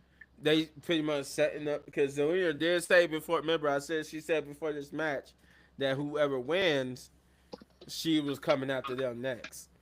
That'd be good if she get a WrestleMania match. That'd be cool. We need to see one of these titles on WrestleMania. Triple H, come here. Come to the camera, baby boy. You're on the spotlight. It needs to be United States or both on Yeah, WrestleMania show. I'm telling you. I was about to say, yeah, it needs to be both on the show, Hmm. but if not, it needs to be one or the other. But it needs to be both. I would prefer both. Yep. You got two nights. You could put both on the show. Yep. One could be night one. One could be night two. Um, let's see what we got. Then we got Santos Escobar. He's he was yelling at them for them losing their tag teams match. It was telling that next time he demands that they win and bring the tag team gold to the Legado del Fantasma. And you got Angel Garza looking at Herberto, was like, he's right. And Herberto is left there to ponder, and I can't remember who it was, but somebody, I can't remember, but somebody came up and told Herberto that he didn't need that. You don't need to be taught like that. That he could do better than that. Andrade. Yeah, it was Andrade. That's what it was. Andrade basically getting into the ear of Humberto Carrillo. Uh-oh. Do I smell a feud with Santos and not Humberto, but with Andrade? I feel it too. I think they cooking something here. Now, we get to the other big promo tonight. The reason why I call this video "You Want Some? Come Get Some." Cody Rhodes. That promo Now was trash. I'm about to get to that. So I won't say it was trash, but it could have been a Randy lot promo better. was definitely better. Randy's promo was better. Hell, Bianca and Naomi's promo was better, and it was just nothing. It was just dramatic drama, movie filled drama, and that was better. But I'm gonna get to why we say that. So Cody comes out and does what you want to talk about, and he got a nice little shiner. Now remember, he's injured for real, thanks to Travis Scott. Travis Scott really did injure Cody Rhodes with that smack. Then they say he busted his eardrum. Oh, Lordy. I'm like, uh-oh. Hey, Travis, man, we got to talk to you, bro. I know they told you to smack Cody, but damn, we didn't take the bust his eardrum, man. We need the boy for WrestleMania. But I'm glad that Travis Scott is getting taking some lessons like what you call it, like Bad Bunny. They taking their approach to the ring very seriously. Yes. But Cody basically wants to talk about The Rock and John Cena. Um, he basically said how he drove John Cena around a lot. I guess when they was I guess when they was on the road, when doing his first run, his original run, he was paired up with John Cena, and they both would travel across the road. He would drive. He said he would drive John Cena everywhere, trying to pick his brain about the business, so he could pick his brain where he needs to know how to be in that number one spot. And the man that he respected, the man that he loved, that would come around there dressed in jorts and tell everybody to never give up and all that type of stuff, gave up. And basically, he said that he would get his hands on both The Rock and John Cena. And he talked about how John Cena told him that the longer you stay champion, the heavier the title gets on you. But he said he picked up the title and raised it above his head, said that it haven't gotten heavier, and that he's gonna walk into WrestleMania as champion and leave as champion. Um, it was a solid promo. I could have done with more anger though, cause I just got my ass whooped. So, like, I wouldn't have been so talkative, or at least I wouldn't have been so nonchalant about it. I would have been down there fuming. Like, I was expecting him to have, like, for some reason, how did CM Punk had the more aggressive promo of the whole week, and Cody is the one who should have had the promo that CM Punk had. Like, I honestly, like, CM Punk came out this, saying, hitting your arm. He said, doing your BS.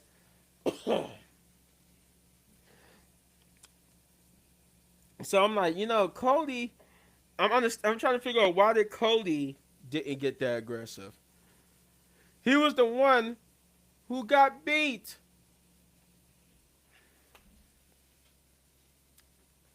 Now, now, I know it's coming. It's hard to be aggressive. It's hard to get that promo where John Cena and The Rock is not there. So I give Cody the benefit of the doubt. I know, like, I don't think we're not going to see it. I know we're going to see it. I know we're going to get it. I was just hoping that it would be today or yesterday, and it really wasn't. It was just this kind of a bootleg. Well, I wouldn't say bootleg. It was just a tame promo. That's the best way I could put it. It was tame. Considering what just happened to him and the fact that he's on the wrong side of history, Cody Rhodes will forever be on the wrong side of history. Now, when we look back, when me, Shay, and everybody in the Wrestling Pit podcast, when we old men and women, and we look back on this, Cody Rhodes was on the wrong side of history. Okay, Cody Rhodes will be the person that John Cena, after 20 years of being a babyface, turned heel on. But I was expecting a little bit more fire out of Cody, a little bit more anger. but maybe they really couldn't do it because he wasn't face to face. But then again, I'll say, well, you just did it with CM Punk, and it worked with CM Punk. His promo, even though he wasn't face to face with John Cena or The Rock, his zingers and what he said did the job. Um, but other than that, it was a decent promo. I'm gonna give Cody Rhodes the benefit of the doubt that once he get face to face with John Cena or The Rock or both, we're gonna get a more aggressive, a more beat down, more angry promo. Um, but Shay, what did you think of Cody Rhodes' promo? It was okay. I really expect him to come out like get your ass out here, rock, all that type of stuff like that. Because somebody beat me up like that, like bro, like Cody Rhodes gonna have to find the inner thug in him. Like I'm gonna need him to find the inner thug, but they're gonna keep beating you up. I have a feeling they're gonna beat him up again before WrestleMania. I just have a Mhm. feeling. Like, come on, man. CM Punk had did a whole promo. He killed both of them. Even Randy had a better promo than you. And Randy was talking about you too. So how didn't you come out there and say something that would have made them be like, okay, I'm kind of scared. Like now I Right, fear for you now. right. Like this is the opposite. Right. I fear for Cody Rhodes. I'm like, bro, they whipped your ass. Yep. And you did it, like I said again. I know we're gonna get it eventually, but I felt like this was the appropriate time to just come out and just go full out rage. Full on carry, if you will. Yep. I think that's what Bianca Jade was trying to be like. I guess she was trying to be like Carrie, because she did have that Carrie Twitter picture that she posted. That I guess that's what her wearing that white suit was like supposed to be her. Like she took that picture when she was covered in blood. Yeah. Yeah, they was trying to make it seem like it was Carrie. But I figured that Cody was gonna come out and raise, be like, John, Rock, when I get my hands on you, blah blah blah this and blah blah that, and I don't care. I want you to come out here right now. Nick always come out. They're not here. He just go back there and just beat Carmelo or somebody. He run into Carmelo or somebody. He just beat the holy hell out of him. Like I wanted some type of aggression, but we didn't get it. So it just made the promo okay. It was decent. I like it, but I need more. Even Roman gonna show some more. I think Roman gonna come out there and talk about that too. I have a feeling on Monday. True. Then we get the Miz backstage trying to guess workshop a tag team or the Miz don't miss TV. Like Carmelo, like, hey man, look, I didn't sign on for that. Then they too get to talking about John Cena's heel turn, saying how Cody Rhodes was stupid for not taking the Rock's offer, but I guess John Cena wasn't because he took the Rock's offer. Blah blah blah. This would he would Carmelo would talk himself into a corner because I think he said something about not dropping the ball or something like that, and he didn't realize Randy Orton was in earshot, and though Nick always like, look, Kevin Owens is not here, but I see that you're ready and you're looking for a fight, and Randy Orton, it needs to be studied that every time we see Randy Orton in the ring or in the building, he's in his ring gear. He's never not in his ring gear. I don't think we haven't seen that since he was young Randy. 'Cause, young Randy used to come in his suits and stuff when he was part of Evolution and all that. But after a while, Randy just comes in his ring gear now. Like his ring gear is just his gear every time. Like Yep. if I come to work, I'm coming in the gear. Yeah, like a shirt and like some sport pants or something like that, and then you know what I mean, like or some shorts that is sport. Yeah, that's what he be wearing. Yeah. hmm Um, But yeah, Nick Aldis just makes a match between Carmelo and Randy for next week. Let's see. Then we get to the fifth match of the night, which is Drew McIntyre versus Jimmy Uso. Not much to really say. This match was short, given the fact that we still had one more match to put on. So this match was kind of short, but not too short, but was still short. Cause they went back and forth. Jimmy, why not? You know, I wouldn't even say it was short. I think it had a decent amount of time. I'll take that back. I don't think this was a short match. I think this was about a good 10 or 15.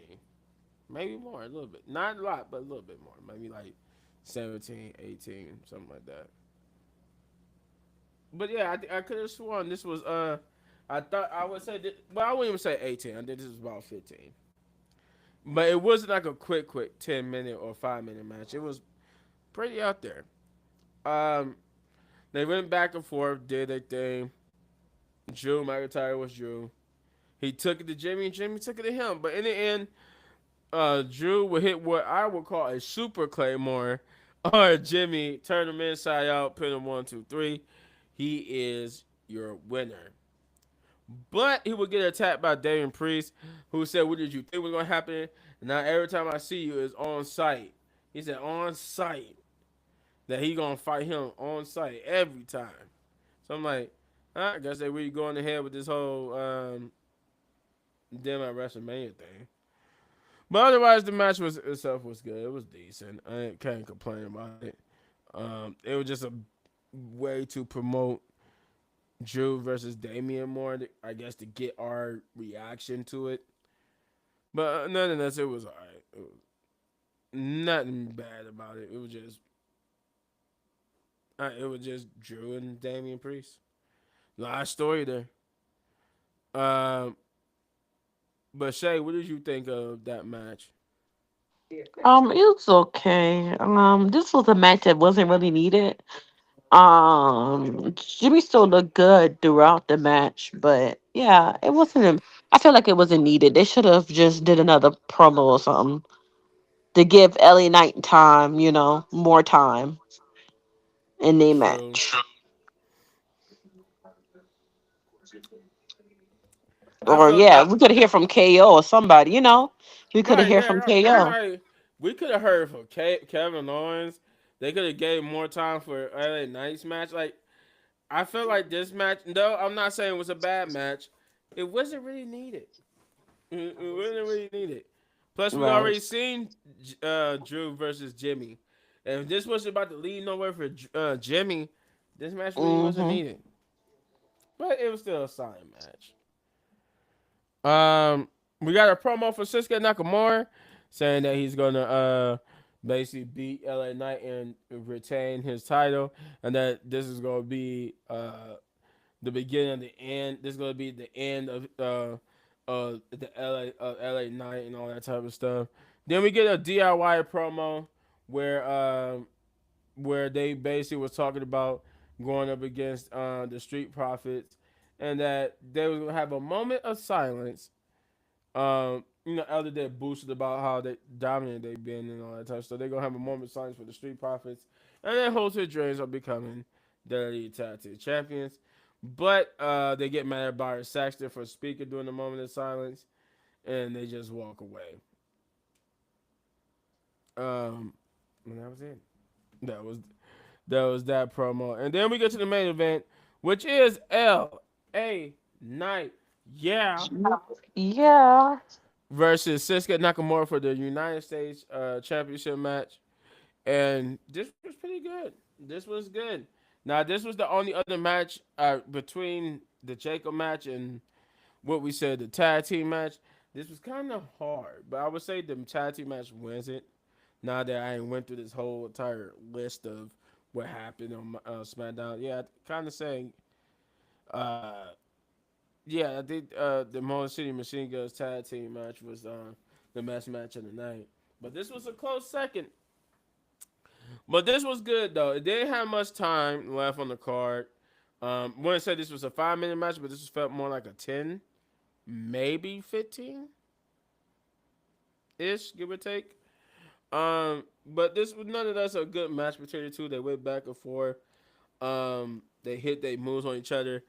Um, Standard LA Knight and Shinsuke Nakamura match. But the added caveat here is that when Shinsuke Nakamura went for the that poison miss, LA Knight would dug out the way and he would hit Charles Robinson with the miss. Effectively taking the referee Charles Robinson, who's been around WWE for a long time. That's how I remember his name because he's basically like WWE's longest tenured referees. Yeah, yeah. But then they would go back and forth. Shinsuke Nakamura would introduce a chair at one point. But LA Knight would take it, reverse it, and hit the BLT on the steel chair to get the 1, 2, 3, and new uh, United States champion LA Knight. Yeah. He even got a little mini championship celebration. I like what they be doing with that, where if it's a new champion, the Titantron will light up and say new champion, and then they hit their fireworks for LA Knight to stand tall. That was pretty much it. He got his title back. He beat Shinsuke Nakamura. I felt like this was kind of like, I don't know. It got lost in the shuffle. I forgot all about this match. For a minute, I had forgot that he even qualified for it. But this is what happens when you don't have a proper build up to a match. This is what happens. But otherwise, the match itself was still good. It was still decent. I just hate the build up to it because I almost had forgot about it. I didn't even know we was putting that match on. Um, but otherwise, like I said, decent match. LA Knight being the new champion. Kudos for him. I just hope this don't put Shinsuke in that whole weird thing where we ain't had nothing to do for him no more. We ain't had nothing to do, and he was just like in the ether and catering. Hopefully, they keep using Shinsuke Nakamura. But overall, solid, decent match to end the show. Um, yeah, it was pretty good. Can't complain. Can't complain. Shay, what did you think of this match? It was good. I wasn't expecting Shinsuke to lose it like today. Like last night I was expecting him to lose at WrestleMania, but not Mm-hmm. today. But I guess they were screwing LA Knight over too many times. Probably that's what I was thinking. But it was good. It was a good match. It should have been longer though, for real though. It definitely should have been longer. It definitely should have been longer. It felt like it was too short because right after I turned around, he had pinned him, and I'm like, oh my gosh, like it's over. Right. But that's it. That's all for the show. Uh, Ratings. I'm going to give SmackDown a 7 out of 10. It was a solid show, above average. I ain't gonna lie. It wasn't nothing was bad. It just stuff was just unnecessary. Like that Drew McIntyre and Jimmy match was unnecessary. Um, there was some other stuff that was like Cody Rhodes promo could have been a little bit better, but I still gonna give it a chance and a benefit of the doubt. But I do feel like it could have been just a tad bit better because CM Punk's promo pretty much killed he set the tone Monday and killed everybody's promo that followed. Pretty much Yep. nobody could follow up CM Punk's promo. But overall, yeah, it was a 7 out of 10 SmackDown for me. Shay, what did you give it? 7.5. It was good. Some stuff, yeah, wasn't really needed. That Bianca Chef's Kiss, that promo was really good. Yeah, some stuff wasn't needed. Mm. Yeah, definitely some stuff wasn't needed. Definitely, definitely. Um, I'm trying to think. What was it? Another match that wasn't needed. Well, that attack, I forgot to say too, that Drew attack on Damian Priest before the show officially started, that was kind of a little bit weak too. I was hoping a little bit for more, but I guess we did get a little bit more than what we got for the Cody Rhodes promo. But that's it. That's the show. Shout out to my lovely co-host here, Shay, aka Know the Rules. Get over to her channel and hit that like, subscribe, share, hit that notification bell. Do all those great things for her because you like football, and you like wrestling, and you see how Michan did. She combined the two to celebrate the Philadelphia 70s. I'm about to say the Philadelphia 76. I'm about to combine the 76 and the Eagles together. The Eagles, the Philadelphia Eagles. Uh, yeah, yeah. You want you if you like both of them, get over to her channel. You like wrestling and football. Me Chan likes it. Shay likes it. There you Yes. go. Shouts out to Punch who sold through. Though we didn't get to hear from him, but we will hear from him. He said in a separate video. So shouts out to him. Shout out to Chris. He was supposed to join us, but he didn't make it. So shout out to him. Um, you did. I think you did see him briefly earlier in the video before Shay jumped on. Actually, I thought when Shay jumped in here, I thought that was Chris. But shout out to Chris. Get over to his channel and hit that like, subscribe, share. Hit that notification button on Chris Wrestling Views. Because that man is steadily going towards the 100,000 subscriber mark where he gets that beautiful YouTube plat that you want to see on the camera when he gets on. So shout out to Chris again. Shout out to Kick It with Leo. Get over to his channel and hit that like, subscribe, share. Hit that notification button if you already haven't, because he's almost to 2,000 subscribers, or he's getting closer to 2,000 subscribers. So we want to get him there. Again, that's Kicking It with Leo. Um, Shout out to Hector. We will be seeing Hector.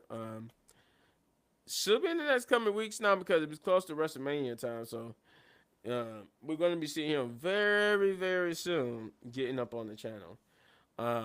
Shouts out to Shanti, and Rich, our two new members. Shouts out to them. Jeff Wrestling 24. Go there, hit that like, subscribe, share, hit that notification button because we're gonna have to shut up YouTube and Jeff going against each other at WrestleMania over the control of his YouTube channel because they've been doing my boy dirty. But yeah, just go there, show him some love by hitting that like, subscribe, share, hit that notification button. Do all those great things for him. So we want to get him to 500 or more subscribers. Let's see. I got everybody except me. Get over to my channel, Little Bit Mad Gaming, where I do reviews, reactions. I do all those great things. Reviews, reactions, gameplay. It's gaming, so I definitely do gameplay videos. I review TV shows, movies. I do all that. So if you want a one-stop shop for everything, you get over to my channel and hit that like, subscribe, share, hit that notification button, do all those great things for the Little Bit Mad Gaming. If you don't know how to spell it, there it is right there. Yeah. So with that being said, if you get me to 10,000 subscribers, is a reward for one lucky pit member. I mean, not pit member, but tribe member. Excuse me. I call all my subscriber tribes. They're part of my tribe of people. But speaking of rewards, get over to the Wrestling Pit podcast and hit that like, subscribe, share, hit that notification button. We at last time I checked, we was at 103 subscribers. We want to keep pushing that to that 500 subscriber because when we get to 500 subscribers, we got a reward for one lucky pit member. And that member, if you want to know what that reward is, if you're the lucky person, if you can see the future and realize you're going to be that lucky person, go back and look at a couple of videos. You will see what's on the line, what's the prize. Speaking of that though, so when you do all that, we do want to get to 500 or more subscribers. So, yeah, that is it. That's the shout outs. I don't think I covered everybody. Jeff Wrestling 24, like I said, if I haven't said it already, get over to his channel, hit that like, subscribe, share, hit that notification button for him. But we are going to get out of here. We're going to go enjoy the rest of our Saturday. I am going to go get me some sleep because I am deadly tired. But till the next time, I guess we'll do a video Monday. I keep saying we will, and I guess I got to get with Chris and them so they can log in and do, if they want to do a video. I can't be here on Tuesday to do the video for Monday Night Raw. But like you see, I will be here Saturday for the SmackDown one again. Unless we do like a video on Thursday, I'll probably jump in on that one too. But um, looking at the next time you see us on video will be Saturday for another SmackDown review. Unless Chris and them do a review Tuesday for Monday Night Raw. With that being said, we're gonna sign out saying the Wrestling Pit Podcast, Podcast baby. baby. Yes, yes. We love you guys. We're gonna get out of here. See you in the next video. Peace. Two fingers.